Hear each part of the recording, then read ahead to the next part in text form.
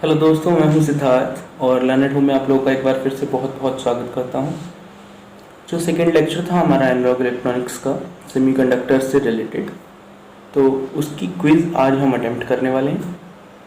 तो आप सभी लोग वीडियो को बिल्कुल लास्ट तक देखिएगा। बहुत सारे नए नए क्वेश्चंस आपको मिलने वाले हैं एग्ज़ाम के लिए। ठीक है, तो टाइम ना वेस्ट करते हुए सीधे हम अपनी क्विज पे जंप करते हैं। रूल्स आपको पता ही, 25 सेकेंड्स मिलेंगे आपको हर एक क्वेश्चन अटैम्प्ट करने के लिए। आप उसका कमेंट सेक्शन में जाके रिप्लाई कर सकते हैं। ठीक है, अगर आपको नहीं पता है 25 सेकेंड बाद मैं आपको रिप्लाई करूँगा। ठीक है, तो पहला क्वेश्चन हम अपना ले लेते हैं। ठीक है, टाइमर स्टार्ट कर देता हूँ मैं आपके लिए।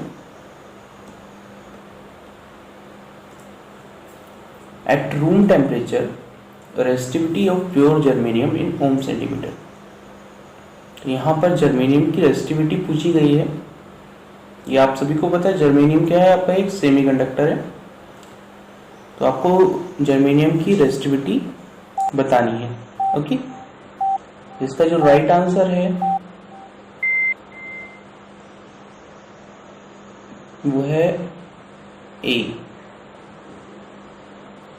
45 ओम सेंटीमीटर। ठीक है, नेक्स्ट क्वेश्चन ले लेते हैं। टाइमर स्टार्ट कर देता हूँ। तो जो रेसिस्टिविटी है सेमीकंडक्टर की, वो किस पर डिपेंड करती है? Number A, length of the semiconductor specimen, मतलब जो हमने लिया है स्पेसिमेन उसकी लेंथ पे डिपेंड करती है, या फिर क्रॉस सेक्शनल एरिया पे डिपेंड करती है सेमीकंडक्टर के, या फिर जो वॉल्यूम है सेमीकंडक्टर का उस पर डिपेंड करती है, या फिर एटॉमिक नेचर जो है सेमीकंडक्टर का उस पर डिपेंड करती है। ठीक है, आप सभी जानते हैं रेसिस्टिविटी जो है वो हमारा कंडक्टिविटी का इन्वर्स होता है। ठीक है, अगर हमारी कंडक्टिविटी जो है वो सिग्मा है, तो रेसिस्टिविटी हमारी जो होगी 1/सिग्मा होगी। और जो हमारी कंडक्टिविटी है वो डिपेंड करती है हमारे नंबर ऑफ इलेक्ट्रॉन्स पे, इलेक्ट्रॉन डेंसिटी पे, ठीक है, चार्ज डेंसिटी पे और मोबिलिटी पे। तो जो हमारी रेसिस्टिविटी है वो भी किस पे डिपेंड करेगी? हमारी एटॉमिक नेचर पे। ठीक है, क्योंकि मोबिलिटी और ये चार्ज डेंसिटी ये सारे किसके पार्ट हैं? हमारे एटॉमिक नेचर के। ठीक है, टाइम वेस्ट नहीं करते हैं, सीधे नेक्स्ट क्वेश्चन अटेम्प्ट करते हैं।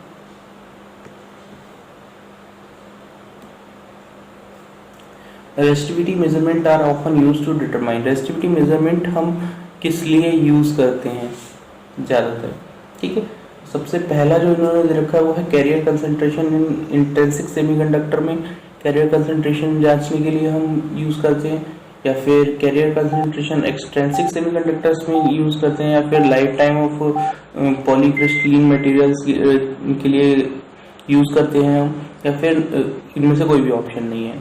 तो जो हमारा राइट आंसर है वो राइट आंसर है हमारा carrier concentration in extrinsic semiconductors. ठीक है, नेक्स्ट क्वेश्चन अटेम्प्ट कर लेते हैं। अब बहुत ही सिंपल सा क्वेश्चन पूछा गया है आपसे। In germanium then atoms are held together by the sharing of valence electron. तो वो क्या बनाते हैं? Each shared item leaves a hole. ठीक है, जितने भी शेयर्ड आइटम हैं वो एक होल छोड़ते हैं। Valence electrons are free to move away from the nucleus. तो जो वैलेंस इलेक्ट्रॉन है वो फ्री होते हैं न्यूक्लियस से दूर जाने के लिए। या valence electrons from irreversible covalent bond बनाते हैं, या फिर valence electrons reversible covalent bond बनाते हैं। ठीक है, अगर हम बात करें जर्मेनियम की, तो जर्मेनियम के आउटर मोस्ट सेल में जो हमारे इलेक्ट्रॉन्स होते हैं वो नंबर ऑफ इलेक्ट्रॉन्स कितना होता है? 4। ठीक है, अगर हमने क्रिस्टल लैटिस अगर उसका देखें तो हर एक जो हमारा जर्मेनियम का आइटम है अपने नेबरिंग आइटम से जुड़ा रहता है। तो हर एक जो इलेक्ट्रॉन है, मतलब ये जो 4 इलेक्ट्रॉन है जर्मेनियम के, ठीक है, अगर हम इन जर्मेनियम के 4 इलेक्ट्रॉन्स की बात करें तो ये हमारे अपने नेबरिंग जर्मेनियम आइटम के साथ कोवेलेंट बॉन्ड बनाते हैं।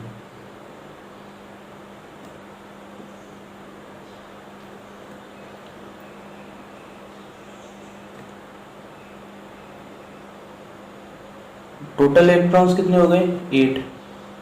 तो इसका जो राइट आंसर होगा वो आपका होगा रिवर्सिबल कोवेलेंट बॉन्ड बनाते हैं हमारे जर्मेनियम के आइटम। ठीक है, यहाँ आप देख सकते हैं हमारे जर्मेनियम के आइटम है। ये जर्मेनियम का आइटम अपने 4 नेबरिंग आइटम्स के साथ आपका कोवेलेंट बॉन्ड के साथ जुड़ा हुआ है और टोटल नंबर ऑफ इलेक्ट्रॉन्स कितने हो गए 1 2 3 4 5 6 7 8। ठीक है, 8 इलेक्ट्रॉन्स हो गए। ऐसे ही ये वाला जर्मेनियम, इसके पास जो जर्मेनियम होगा उसके साथ और बाकी 4 जर्मेनियम्स के साथ मिलके एक रिवर्सिबल कोवेलेंट बॉन्ड बनाता है। ठीक है, नेक्स्ट क्वेश्चन ले लेते हैं। अगला क्वेश्चन जो है हमारा, in a pure semiconductor electric current is due to. Pure semiconductor में इलेक्ट्रिक करंट किसकी वजह से फ्लो होता है? Holes alone, electrons alone, both holes and electrons, and the valence electron alone. अगर पता है फटाफट कमेंट कर दीजिए, आपकी कमेंट हमारे लिए बहुत वैल्यूएबल है, हमें भी पता चलेगा कितने लोग वीडियोस देख रहे हैं। ठीक है, तो इसका जो राइट आंसर है उसको जानने के लिए हम थोड़ा सा अपने पीछे वीडियो में जाते हैं। ठीक है, मैंने बताया था आपको जो प्योर सेमीकंडक्टर्स होते हैं उनको अगर हम रूम टेम्परेचर पे ले जाते हैं या उनको जरा सा हम हीट करते हैं तो क्या होता है, उसकी वजह से आपकी जो इलेक्ट्रॉन्स हैं उनकी एनर्जी जो है वो बढ़ने लगती है। जब इलेक्ट्रॉन्स की एनर्जी बढ़ने लगती है तो वो वैलेंस सेल को छोड़ के कहाँ पहुंच जाते हैं, आपके कंडक्शन बैंड में पहुंच जाते हैं। वैलेंस बैंड से जितने भी इलेक्ट्रॉन्स हमारे वैलेंस बैंड से निकल के कंडक्शन बैंड में जाते हैं उतने ही होल्स वहां जनरेट हो जाते हैं। ठीक है, तो जो हमारे प्योर सेमीकंडक्टर्स होते हैं उनमें जितने ही इलेक्ट्रॉन्स फ्री होते हैं उतने ही होल भी जनरेट होते हैं। Number of electrons is equal to number of holes. ठीक है, तो यहाँ जो इलेक्ट्रिसिटी है अगर प्योर सेमीकंडक्टर की बात करें तो दोनों की वजह से फ्लो होती है, होल्स की वजह से भी और इलेक्ट्रॉन्स की वजह से भी। ठीक है, next question. Acceptor impurity atoms in a semiconductor result in a new wide energy band, narrow energy band, discrete energy level just below conduction level, discrete energy level just above valence level। अगर आपने अच्छे से मेरा पिछला video देखा है semiconductor वाला तो आप इजीली इसको भी सॉल्व कर सकते हैं। मैक्सिमम जितने क्वेश्चन है वो सारे के सारे मेरे पिछले वीडियो से ही लिए गए हैं। अगर आपने वो अच्छे से देखा है तो आपको कोई भी दिक्कत नहीं होगी। ठीक है, चलिए बात करते हैं एक्सेप्टर इम्प्योरिटीज कौन सी होती है। मैंने आपको बताया जितनी भी इम्प्योरिटीज हमारी ट्राइवैलेंट इम्प्योरिटीज हैं वो सारी एक्सेप्टर इम्प्योरिटीज कहलाती हैं। क्यों? जब हम ट्राइवैलेंट इम्प्योरिटी ऐड करते हैं उस कंडीशन में क्या होता है, मैंने आपको बताया ट्राइवैलेंट इम्प्योरिटी ऐड करने की कंडीशन में आपका जो सेमीकंडक्टर होता है उसके 3 जो है वो कोवेलेंट बॉन्ड बना लेते हैं इलेक्ट्रॉन, और एक कोवेलेंट बॉन्ड में एक इलेक्ट्रॉन मिसिंग रहता है। उसकी वजह से क्या होता है, हमारा जहां मिसिंग रहता है इलेक्ट्रॉन वहां एक होल जनरेट हो जाता है। एक होल जनरेट हो जाता है, उस होल की टेंडेंसी होती है कि वो इलेक्ट्रॉन को ले सकता है। ठीक है, तो इसलिए हम इसको एक्सेप्टर इम्प्योरिटी बोलते हैं। जब हम एक्सेप्टर इम्प्योरिटी ऐड करते हैं उस कंडीशन में एक हमारा, मैंने बताया था आपको, नया बैंड एनर्जी लेवल जनरेट हो जाता है जस्ट अबव द, ये हमारा बैलेंस बैंड हो गया।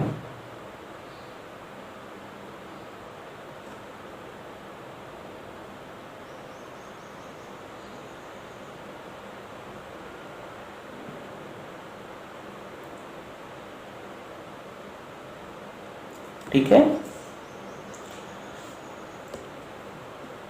ये हो गया आपका बैलेंस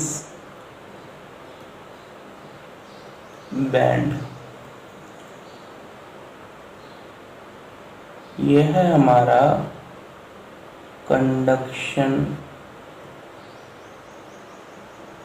बैंड।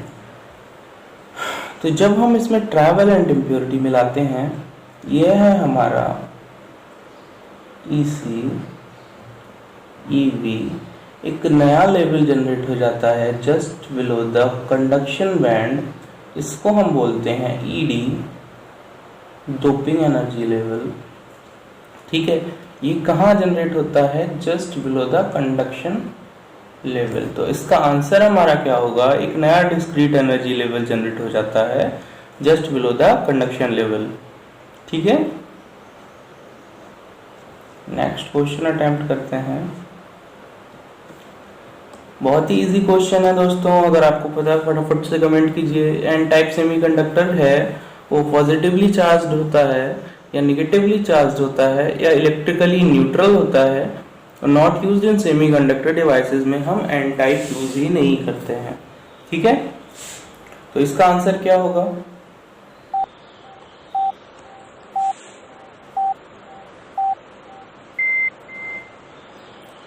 देखो दोस्तों, एन टाइप सेमीकंडक्टर कैसे बनते हैं? एन टाइप सेमीकंडक्टर बनने के लिए क्या होता है? सबसे पहले हम पेंटावैलेंट इम्प्योरिटी को आपका सेमीकंडक्टर में ऐड करते हैं।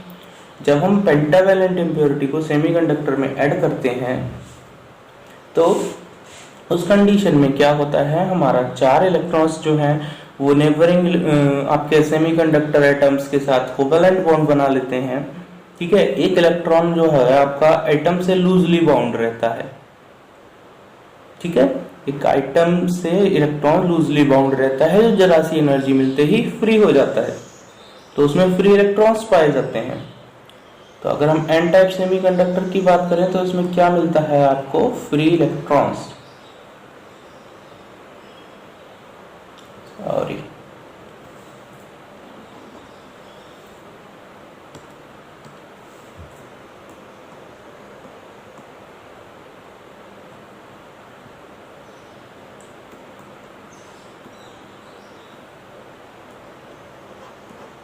फ्री इलेक्ट्रॉन्स मिलते हैं, लेकिन इन इलेक्ट्रॉन्स की वजह से कभी भी ये निगेटिवली चार्ज नहीं होता। क्यों? क्योंकि जितने भी पेंटावैलेंट इम्प्योरिटी आपने मिलाई है तो उसमें जितने प्रोटॉन हैं उतने ही इलेक्ट्रॉन हैं, तो वो न्यूट्रल है, उस पर कोई चार्ज नहीं है। क्योंकि कोई भी हम एक्स्ट्रा उसके अंदर इलेक्ट्रॉन ऐड नहीं कर रहे या उससे इलेक्ट्रॉन ले नहीं रहे हैं, जो भी जितने भी प्रोटॉन हैं उतने ही इलेक्ट्रॉन हैं, तो वो इलेक्ट्रिकली बैलेंस्ड है, तो उसके भी ऊपर कोई भी चार्ज नहीं है। तो इसका जो राइट आंसर होगा वो आपका इलेक्ट्रिकली न्यूट्रल होता है। कई बार एग्जाम में हम यही गलती करते हैं, जब भी हम एग्जाम में जाते हैं हम एन टाइप देखते हैं, एन टाइप मतलब नेगेटिव, तो वो निगेटिवली चार्ज होगा क्योंकि उसमें फ्री इलेक्ट्रॉन्स हैं। लेकिन ऐसा नहीं है, फ्री इलेक्ट्रॉन्स होने का मतलब ये नहीं है कि वो निगेटिवली चार्ज है।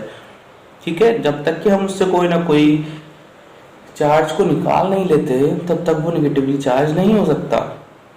ठीक है, चलिए नेक्स्ट क्वेश्चन अटेम्प्ट करते हैं। अगला जो क्वेश्चन है हमारा, अगला क्वेश्चन है when a free electron is raptured by a hole this process is called. ठीक है, इन्होंने सिंपल सा क्वेश्चन पूछा है। हमारा एक ये इलेक्ट्रॉन है, ये इलेक्ट्रॉन जो है भागता हुआ जा रहा है, उसको एक होल मिल जाता है और ये होल के साथ रैप्चर्ड हो जाता है इस और यहाँ ये न्यूट्रलाइज होके खत्म।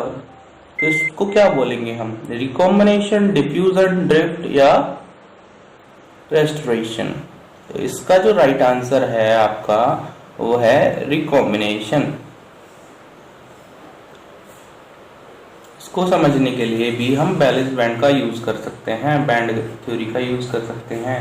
मान लीजिए आपके पास 2 बैंड दे रखे हैं। पहला बैंड जो है वो आपका कंडक्शन बैंड है, दूसरा बैंड जो है आपका वैलेंस बैंड है, और इनके बीच में जो गैप है तो सपोज 1 इलेक्ट्रॉन वोल्ट का गैप है। कितना गैप है? 1 इलेक्ट्रॉन वोल्ट का। अब जो कंडक्शन बैंड में एक इलेक्ट्रॉन है और यहाँ एक होल है, क्यों?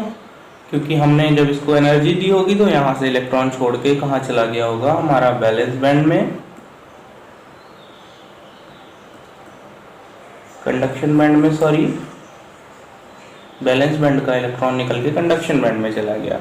अब ये इलेक्ट्रॉन अपनी एनर्जी अगर लूज कर देता है, उस कंडीशन में एनर्जी लूज करेगा तो ये इलेक्ट्रॉन फॉल होगा। और ये फॉल होके कहाँ चला जाएगा, ये पहुंच जाएगा हमारा बैलेंस बैंड में, और बैलेंस बैंड में ये होल के साथ रिकम्बाइन हो जाएगा और न्यूट्रलाइज हो जाएगा। तो इस प्रोसेस को हम बोलते हैं रिकॉम्बिनेशन। ठीक है, नेक्स्ट क्वेश्चन हम अपना अटेम्प्ट कर लेते हैं।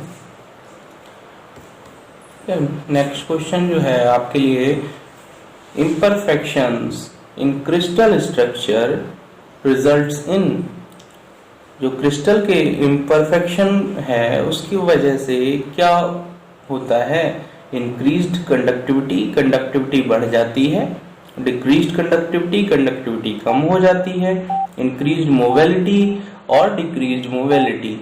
क्रिस्टल डिफेक्ट्स की वजह से क्या होता है, तो इसका जो राइट आंसर है, जब भी क्रिस्टल डिफेक्ट्स होते हैं उसकी वजह से क्या होता है, उसका सीधा इफेक्ट हमारी मोबिलिटी पे पड़ता है और मोबिलिटी जो है वो कम हो जाती है।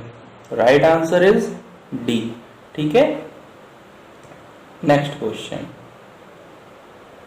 अगला क्वेश्चन है हमारा, at room temperature intrinsic carriers concentration is higher in germanium than in silicon. इसका रीजन क्या है? ठीक है, carrier mobilities are higher in germanium than in silicon, इसकी वजह से ऐसा होता है। Energy gap in germanium is smaller than in silica, atomic number of germanium is large than silica, atomic weight of germanium is larger than silica. ठीक है, question को हम समझ लेते हैं। क्वेश्चन हमारा क्या कह रहा है, क्वेश्चन कह रहा है, ठीक है, इंट्रिंसिक कैरियर कंसंट्रेशन जो है ज्यादा होता है जर्मेनियम में rather than सिलिकॉन। अब बात करते हैं, हम कुछ चीजों को उठा लेते हैं, जैसे हमने पहला वर्ड उठाया इंट्रिंसिक, इंट्रिंसिक कैरियर, तो इसका मतलब क्या है, ये प्योर है। जहां प्योर होगा वहां number of electrons is equal to number of holes. मुझे पता था क्या बोलने वाले थे, number of electrons equal to number of proton, लेकिन हम उसकी बात नहीं कर रहे हैं यहाँ पर। प्योर सेमीकंडक्टर में जितने इलेक्ट्रॉन्स, फ्री इलेक्ट्रॉन्स जनरेट होंगे उतने ही होल भी होंगे। ठीक है, पहली चीज हमने समझ ली।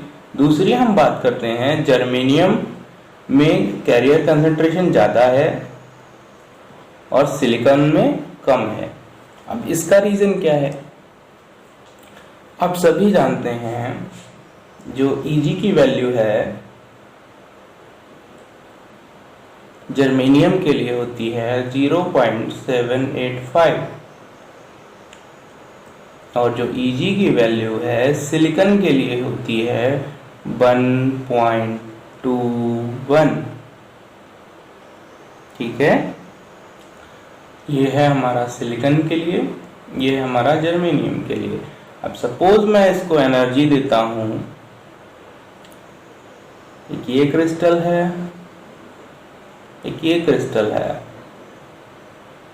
मैंने एनर्जी देनी शुरू की, तो जैसे ही 0.7 या 0.8 एनर्जी मिलती है, जर्मेनियम अपना एक इलेक्ट्रॉन, एक एटम जर्मेनियम का इलेक्ट्रॉन फ्री कर देता है। ठीक है, लेकिन सिलिकॉन उस एनर्जी पर एक आइटम फ्री नहीं करता है। जैसे ही इसकी एनर्जी लगभग 1.5 पहुंचती है, यहाँ से एक इलेक्ट्रॉन फ्री होता है, लेकिन उसी कंडीशन में यहाँ से एक इलेक्ट्रॉन और फ्री हो जाता है। तो अगर हम बात करें कैरियर कंसंट्रेशन की, तो 1.5 इलेक्ट्रॉन वोल्ट देने पे आपके जर्मेनियम में आपके 2 इलेक्ट्रॉन्स, 2 फ्री इलेक्ट्रॉन्स होंगे और 2 होल होंगे। लेकिन सिलिकॉन में सिर्फ एक फ्री इलेक्ट्रॉन होगा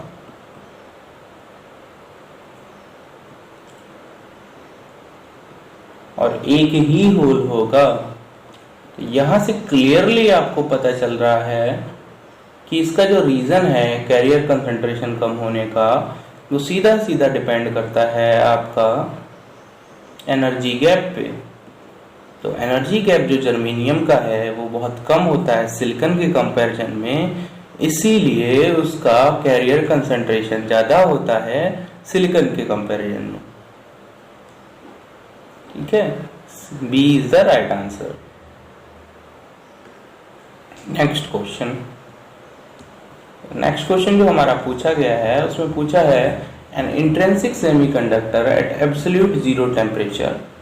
एब्सोल्यूट जीरो टेम्परेचर पे जो इंट्रिंसिक सेमीकंडक्टर है has only few holes and few electrons, क्या उसमें थोड़े से होल्स और थोड़े इलेक्ट्रॉन होते हैं। Has a very large number of holes and electrons, बहुत ज्यादा नंबर में आपके होल्स और इलेक्ट्रॉन्स होते हैं।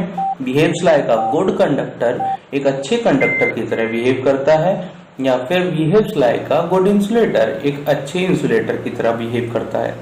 अगर आपने अच्छे से वीडियो देखा है तो आप इजीली इसका आंसर दे देंगे। चलिए अगर नहीं भी देखा है तो मैं आपको एक्सप्लेन कर देता हूँ। इंट्रिंसिक सेमीकंडक्टर मतलब आपका प्योर सेमीकंडक्टर, जैसा कि मैंने आपको बताया। तो प्योर सेमीकंडक्टर में अगर हम बात करें तो प्योर सेमीकंडक्टर में एब्सोल्यूट जीरो पे क्या होता है। प्योर सेमीकंडक्टर के क्रिस्टलाइन स्ट्रक्चर के बारे में अगर हम बात करें तो आपने देखा होगा कि आपका जो एटम है, एटम के जो चारों इलेक्ट्रॉन हैं वो नेबर्स वाले इलेक्ट्रॉन्स के साथ, नेबर वाले एटम के इलेक्ट्रॉन के साथ कोवेलेंट बॉन्ड बना के रहते हैं। अब सारे के सारे आइटम अपने नेबर वाले इलेक्ट्रॉन के साथ कोवेलेंट बॉन्ड बनाए हुए हैं, तो एक भी आपका इलेक्ट्रॉन जो है वो फ्री नहीं है। ठीक है, तो जब हमारे सबके आउटर मोस्ट में कितने इलेक्ट्रॉन हो गए, फिर 4 आपके इलेक्ट्रॉन हैं और 4 नेबरिंग आइटम के साथ आपने कोवेलेंट बॉन्ड बना रखा है, तो टोटल हमारे जो इलेक्ट्रॉन हो गए, नंबर ऑफ इलेक्ट्रॉन 8 हो गए। और जिसके आउटर मोस्ट में 8 इलेक्ट्रॉन्स होते हैं वो कैसे बिहेव करते हैं, वो बिहेव करते हैं आपके इंसुलेटर की तरह।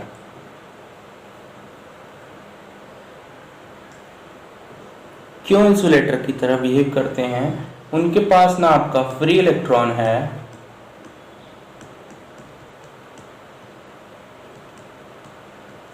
ना ही आपका होल है।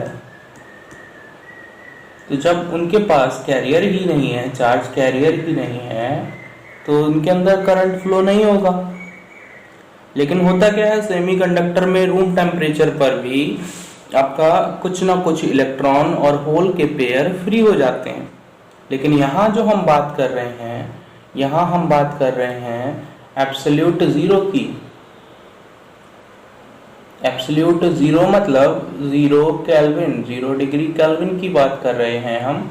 तो 0 डिग्री केल्विन पे हमारा जो सेमीकंडक्टर होता है वो अपना स्ट्रक्चर चेंज नहीं करता है, एक भी इलेक्ट्रॉन आपका फ्री नहीं होता है। तो जितने भी इलेक्ट्रॉन्स हैं वो नेबर के साथ कोवेलेंट बॉन्ड बना के रहते हैं और बिल्कुल इंसुलेटर की तरह बिहेव करते हैं।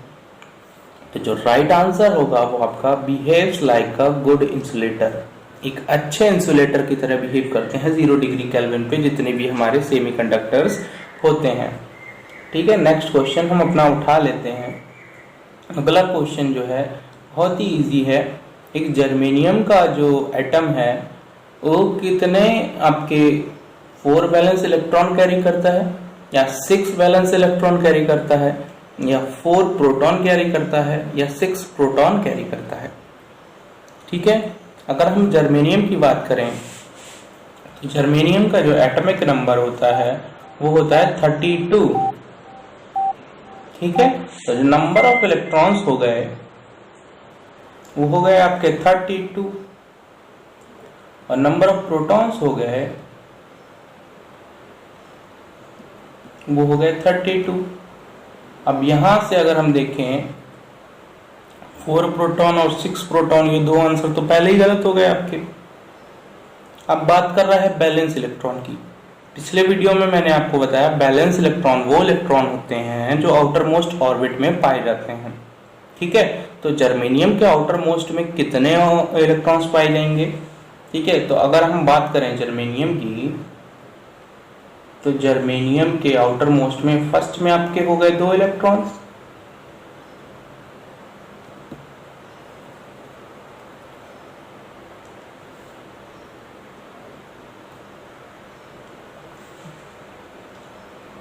सेकेंड में आपके हो गए 8 इलेक्ट्रॉन्स, 1 2 3 4 5 6 7 8। और आपके थर्ड में हो गए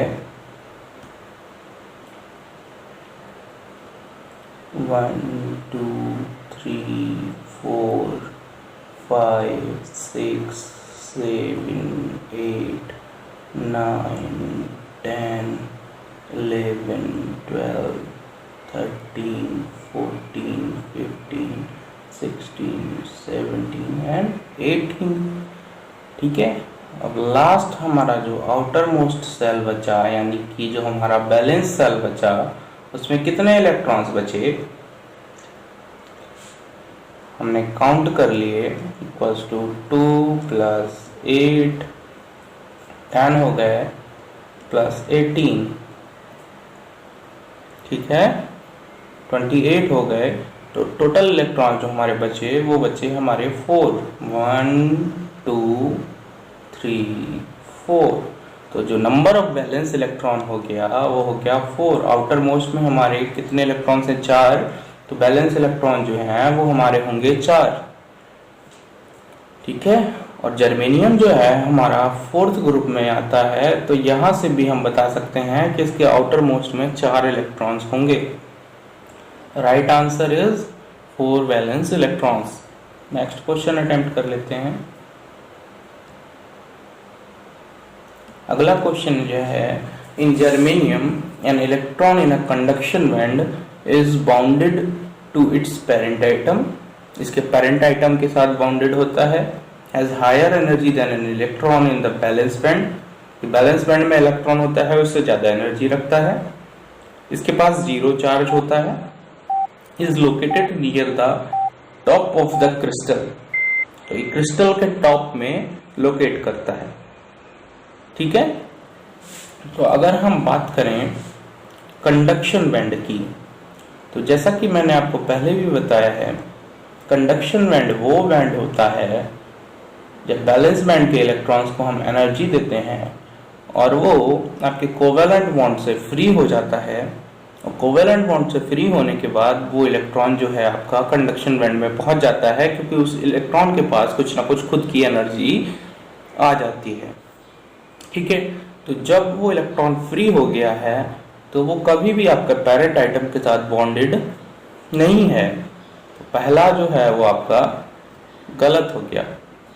ठीक है, हैज 0 चार्ज। ठीक है, इलेक्ट्रॉन के ऊपर जितना चार्ज है उतना ही चार्ज रहेगा, उसके फ्री हो जाने से उसका चार्ज जो है वो चेंज नहीं होगा। ठीक है, तो ये भी आपका गलत हो गया। Is located near the top of the crystal, ये गलती हम कई बार करते हैं, इसको हम राइट आंसर क्लिक करते हैं। क्यों? क्योंकि हम अपना जो बैंड गैप वाला डायग्राम है उसको कंसीडर करते हैं, और उसको कंसीडर करके हम क्या देखते हैं, हमारा जो बैलेंस बैंड है वो नीचे है और जो कंडक्शन बैंड है वो ऊपर है। तो अगर यहाँ से इलेक्ट्रॉन फ्री हुआ है, कंडक्शन बैंड में गया है, तो हम सोचते हैं ये क्या हुआ, आपका क्रिस्टल के ऊपर आ गया, लेकिन ये जो प्रोसेस हो रही है ये हमारे विद इन द आइटम हो रही है। ठीक है, ये क्रिस्टल जो है बहुत बड़ा पार्ट हो गया। अगर हम बात करें इसकी, तो ये बहुत ही कहीं मिडिल में ये प्रोसेस हो रही है, कहीं यहाँ प्रोसेस हो रही है, यहाँ हो रही है, तो ये उसके सरफेस पे नहीं हो रही है। ठीक है, तो ये भी गलत आंसर है आपका। नेक्स्ट जो है हमारा, नेक्स्ट हमने पूछा है, बताया है, has higher energy than an electron in the valence band. अब सीधी सी बात है, सिंपल सी बात है, आपका जो इलेक्ट्रॉन जिसको हमने एनर्जी दी और उसने बैलेंस बैंड छोड़ा और कंडक्शन बैंड में पहुंच गया, तो उसकी एनर्जी हमेशा जो बैलेंस बैंड में इलेक्ट्रॉन है उससे ज़्यादा होगी, क्योंकि जो बैलेंस बैंड के इलेक्ट्रॉन्स की एनर्जी है वो कम होती है और कंडक्शन बैंड के इलेक्ट्रॉन की एनर्जी ज़्यादा होती है। चलिए नेक्स्ट क्वेश्चन अटेम्प्ट कर लेते हैं। अगला जो क्वेश्चन है हमारा, a hole is a vacancy created. Hole जो है वो एक ऐसी वैकेंसी है जो बनती है, कब बनती है, अ free electron move and on application of electric field. Electric field लगाने पर हमारा जो फ्री इलेक्ट्रॉन है मूव करता है, तब एक होल जनरेट होता है। An electron breaks its covalent bond, जब इलेक्ट्रॉन उसका कोवेलेंट बॉन्ड तोड़ता है तब एक होल जनरेट होता है। एन एटॉमिक कोर मूव करती है तब आपका एक होल जनरेट होता है। An electron reverts from the conduction band to valence band, अगर कंडक्शन बैंड से इलेक्ट्रॉन लौट के आता है आपका बैलेंस बैंड में तब एक होल जनरेट होता है। ठीक है, वन बाय वन हम समझ लेते हैं। पहले अगर हम बात करें फर्स्ट की, a free electrons moves on application of electric field, तो इलेक्ट्रिक फील्ड अप्लाई करते हैं अगर हम किसी सेमीकंडक्टर पर इलेक्ट्रिक फील्ड अप्लाई करने पर, मान लीजिए ये फील्ड हमने अप्लाई किया तो इसमें अगर इलेक्ट्रॉन्स जो हैं वो फ्लो करते हैं तो उसको हम बोलते हैं ड्रिफ्ट।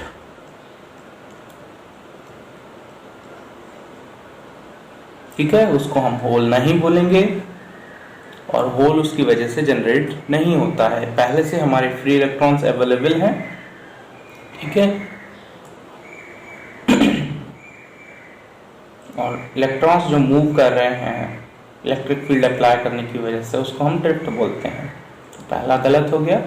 सेकंड बात करते हैं हम, an electron breaks its covalent bond, चलिए इसको छोड़ देते हैं अभी। एन एटॉमिक कोर के मूव करने से कभी होल क्रिएट होता है? नहीं। An electron reverts from conduction band to valence band, अगर हमारा इलेक्ट्रॉन जो है कंडक्शन बैंड से वापस फॉल होके नीचे आता है आपका वैलेंस बैंड में तो उसको बोलते हैं रिकॉम्बिनेशन, और वो होल को खत्म कर देता है, ना कि होल जनरेट करता है। ठीक है, तो ये भी आपका गलत आंसर हो गया। लेकिन अगर कोई हमारा कोवेलेंट बॉन्ड टूटता है, एनर्जी देते हैं हम और कोवेलेंट बॉन्ड टूटता है, एक इलेक्ट्रॉन जो है वो आपका निकल के बाहर आ जाता है, उस कंडीशन में यहाँ एक सर्कल से हम डिनोट करते हैं और यहाँ एक होल बन जाता है जिसकी टेंडेंसी होती है कि वो एक इलेक्ट्रॉन को ले सकता है। तो एक होल जनरेट जो हो रहा है वो कोवेलेंट बॉन्ड जब टूटता है, इलेक्ट्रॉनिक कोवेलेंट बॉन्ड से निकल जाता है तब बनता है। तो right answer is B. Next question की हम बात करते हैं। When an electric field is applied to an intrinsic semiconductor at room temperature from left to right, ठीक है, अगर लेफ्ट टू राइट हमारा एक रूम टेम्परेचर पर इंट्रिंसिक सेमीकंडक्टर के ऊपर इलेक्ट्रिक फील्ड अप्लाई किया गया है तो उस कंडीशन में क्या होगा, इलेक्ट्रॉन और होल दोनों राइट की तरफ ड्रिफ्ट करेंगे, दोनों लेफ्ट की तरफ ड्रिफ्ट करेंगे, या फिर जो हमारा इलेक्ट्रॉन है वो राइट की तरफ ड्रिफ्ट करेगा, होल जो है वो लेफ्ट की तरफ ड्रिफ्ट करेगा, इलेक्ट्रॉन जो है लेफ्ट की तरफ ड्रिफ्ट करेगा और होल जो है राइट की तरफ ड्रिफ्ट करेगा। तो एक बात मैं आपको बता दूं, सिंपल सा इजी सा फंडा है, अगर इलेक्ट्रिक फील्ड हमारा राइट की तरफ है तो जो हमारा इलेक्ट्रॉन का मूवमेंट होगा वो हमारा लेफ्ट की तरफ होगा। ठीक है, ये हमारा इलेक्ट्रॉन का मूवमेंट है। अगर हमारा इलेक्ट्रिक फील्ड जो है राइट की तरफ है तो मूवमेंट इलेक्ट्रॉन्स का लेफ्ट की तरफ होगा। और जैसा कि मैंने आपको पिछले वीडियो में बताया, इलेक्ट्रॉन के मूवमेंट से अपोजिट डायरेक्शन में होल का मूवमेंट होता है, तो होल का मूवमेंट आपका राइट की तरफ होगा और इलेक्ट्रॉन का मूवमेंट आपका लेफ्ट की तरफ होगा। तो आपका राइट आंसर जो है वो डी बनता है। नेक्स्ट क्वेश्चन, अगर हम बात करें एब्सोल्यूट जीरो की, तो एब्सोल्यूट जीरो पे जितने भी बैलेंस इलेक्ट्रॉन्स होते हैं इंट्रिंसिक सेमीकंडक्टर में, उनके साथ क्या होता है, वो सारे के सारे कंडक्शन बैंड में रहते हैं, वो सारे के सारे फॉरवर्डन बैंड में पहुंच जाते हैं। ठीक है, या फिर वैलेंस बैंड में पहुंच जाते हैं सारे के सारे, या reduce to zero in number, या फिर जीरो हो जाते हैं। ठीक है, अगर हम बात करें एब्सोल्यूट जीरो की, 0 डिग्री केल्विन पे, तो सेमीकंडक्टर्स के जितने भी आउटर मोस्ट के इलेक्ट्रॉन होते हैं, ठीक है, बैलेंस जितने भी इलेक्ट्रॉन होते हैं वो सारे के सारे कोवेलेंट बॉन्ड बना रहे होते हैं और वो कोवेलेंट अपने नेबरिंग आइटम के साथ बना रहे होते हैं। कोई भी कोवेलेंट बॉन्ड ब्रेक नहीं होता, तो कोई भी फ्री इलेक्ट्रॉन नहीं होता, कोई भी होल नहीं होता, और कोई भी इलेक्ट्रॉन आपका जो है बैलेंस बैंड से निकल के कंडक्शन बैंड में नहीं जाता है। तो सारे के सारे जो होते हैं वो बैलेंस बैंड के अंदर ही होते हैं। तो right answer is C.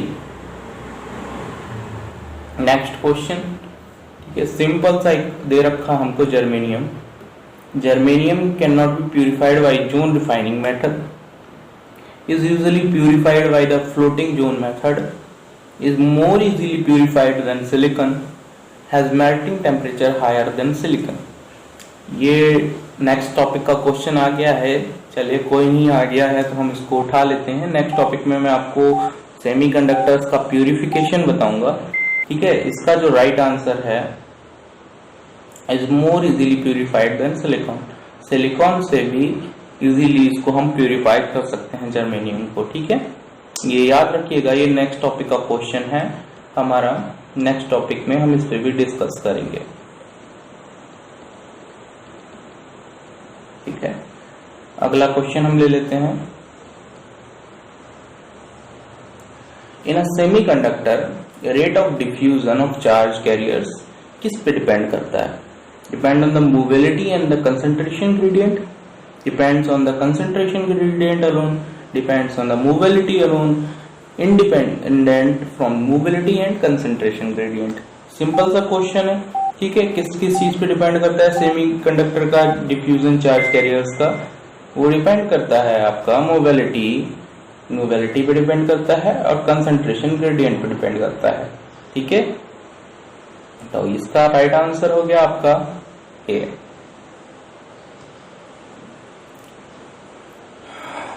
Adjacent atom in a crystalline structure of semiconductor like germanium कौन सा बॉन्ड बनाता है? आयोनिक बॉन्ड बनाता है, मेटालिक बॉन्ड बनाता है, मॉलिक्यूलर बॉन्ड बनाता है या फिर कोवेलेंट बॉन्ड बनाता है? कौन सा बॉन्ड आपका बनाता है एडजेसेंट एटम? अब जैसे कि हम सभी जानते हैं, अगर हम जर्मेनियम की बात करें तो जर्मेनियम का एक आइटम अपने 4 नेबरिंग आइटम से, मतलब जो हमारा एडजेसेंट होगा ये वाला जर्मेनियम, इसके साथ आउटर मोस्ट का इलेक्ट्रॉन कोवेलेंट बॉन्ड बनाता है। Right answer is covalent bond. Next question, अगर हम बात करें प्योर सेमीकंडक्टर की, तो pure semiconductors are poor conductors. Pure semiconductor जो होते हैं बहुत ही पुअर कंडक्टर होते हैं। ऐसा क्यों है? पहला जो ऑप्शन दे रखा है, they have no valence electron, उनके पास वैलेंस इलेक्ट्रॉन ही नहीं होते हैं। All valence electron in electron pairs, they have a number of holes, there are fewer electrons and protons. तो हम बात करें अगर प्योर सेमीकंडक्टर्स की, तो प्योर सेमीकंडक्टर्स में क्या होता है, हमारे जितने भी बैलेंस इलेक्ट्रॉन्स होते हैं वो एक दूसरे के साथ पेयर बनाए होते हैं, कोवेलेंट बॉन्ड बनाए होते हैं, जिसकी वजह से एक भी इलेक्ट्रॉन फ्री नहीं होता है, तो इसलिए वो पुअर कंडक्टर्स होते हैं। ऑल वैलेंस इलेक्ट्रॉन्स और इन इलेक्ट्रॉन पेयर्स, ठीक है साहब। नेक्स्ट क्वेश्चन हम अटेम्प्ट कर लेते हैं। बहुत ही सिंपल सा क्वेश्चन है, रट्टू तोते की तरह रट डालो, टाइम वेस्ट नहीं करना है।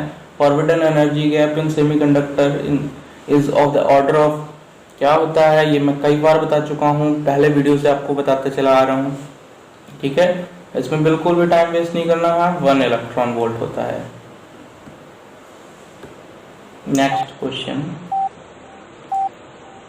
At a 0 kelvin forbidden energy gap in germanium.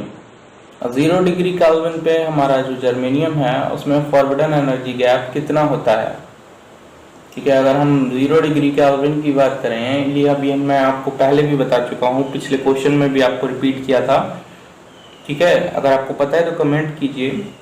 0 degree kelvin पे आपका जो फॉरबिडन एनर्जी गैप होता है जर्मेनियम के लिए वो होता है 0.785 इलेक्ट्रॉन वोल्ट, ठीक है। जैसे जैसे हम टेम्परेचर बढ़ाते हैं, अगर हम रूम टेम्परेचर की बात करें, उस कंडीशन में आपका रूम टेम्परेचर पे हो जाता है 0.72 इलेक्ट्रॉन वोल्ट। तो कई बार ये भी हो सकता है आपसे पूछा जाए कि 300 केल्विन पे, 300 डिग्री केल्विन पे कितना आपका जो है एनर्जी गैप होता है। चलिए नेक्स्ट क्वेश्चन हमारा यही आ गया। 300 केल्विन पे फॉरबिडन एनर्जी गैप जो है जर्मेनियम के लिए वो होता है 0.72, ठीक है। नेक्स्ट क्वेश्चन हम ले लेते हैं। नेक्स्ट क्वेश्चन है हमारा 0 डिग्री केल्विन पे फॉरबिडन एनर्जी गैप सिलिका के लिए कितना होता है, ठीक है। अभी आपको पता है 2 क्वेश्चन आप अटेम्प्ट कर चुके हैं। 0.785 इलेक्ट्रॉन वोल्ट जो है आपका जर्मेनियम के लिए होता है 0 डिग्री केल्विन पे, और 300 केल्विन पे आपका 0.72 इलेक्ट्रॉन वोल्ट होता है। और सिलिकॉन और जर्मेनियम का एनर्जी गैप कभी भी सेम नहीं हो सकता, क्योंकि सिलिकॉन का जो एनर्जी गैप है वो जर्मेनियम से ज्यादा होता है। अभी आपको बताया मैंने, 1 इलेक्ट्रॉन को फ्री करने के लिए जर्मेनियम के कंपैरिजन में आपको ज्यादा एनर्जी देनी पड़ती है। तो आप इजीली बता सकते हैं 0 डिग्री सेंटीग्रेड पे आपका 1.21 इलेक्ट्रॉन वोल्ट होता है 0 केल्विन पे। अब ये आपने कैसे बताया, 1.1 क्यों नहीं बताया? 1.1 इसलिए नहीं बताया क्योंकि 0 केल्विन और 300 केल्विन में टेम्परेचर का डिफरेंस, हम जैसे जैसे टेम्परेचर बढ़ाते हैं, मैंने पहले भी बताया, Eg की वैल्यू कम होती जाती है। तो जो कम वाला है वो हमारा क्या होगा, वो 300 केल्विन पे होगा, और जो 0 केल्विन पे है वो हमारा 1.21 इलेक्ट्रॉन वोल्ट होगा। नेक्स्ट क्वेश्चन 25 क्वेश्चन हमारा आज के लिए लास्ट क्वेश्चन है। बाकी के क्वेश्चन आपका नेक्स्ट वीडियो में मैं आपको बताऊंगा, काफ़ी लेंथी वीडियो हो जाएगा, आप भी बोर हो जाएंगे। तो नेक्स्ट क्वेश्चन जो है उसमें यही पूछा है आपका 300 केल्विन पर फॉरबिडन एनर्जी गैप सिलिकॉन के लिए क्या होता है। तो 300 डिग्री केल्विन पे अगर हम बात करें तो हमारा सिलिकॉन के लिए जो होता है 0.72 इलेक्ट्रॉन वोल्ट होता है। आप मेरे साथ ऐसे ही वीडियो अटेम्प्ट करते रहिए, फटाफट करते रहिए, सारे क्वेश्चन आपको रटा दूंगा। एग्जाम में कोई क्वेश्चन नहीं छूटना है अगर मेरे साथ आप फॉलो करते हैं। चलिए आज के लिए इतना ही, नेक्स्ट वीडियो में मिलते हैं। नेक्स्ट वीडियो में जितने भी मेरे क्वेश्चन बचे हुए हैं, लगभग 25 क्वेश्चन और हैं, वो सारे क्वेश्चन हम अटेम्प्ट करेंगे। ठीक है, उसके बाद हम अगला टॉपिक पढ़ेंगे अपना प्योरिफिकेशन सेमीकंडक्टर्स का। ठीक है, तब तक बने रहिए हमारे साथ। Thank you so much.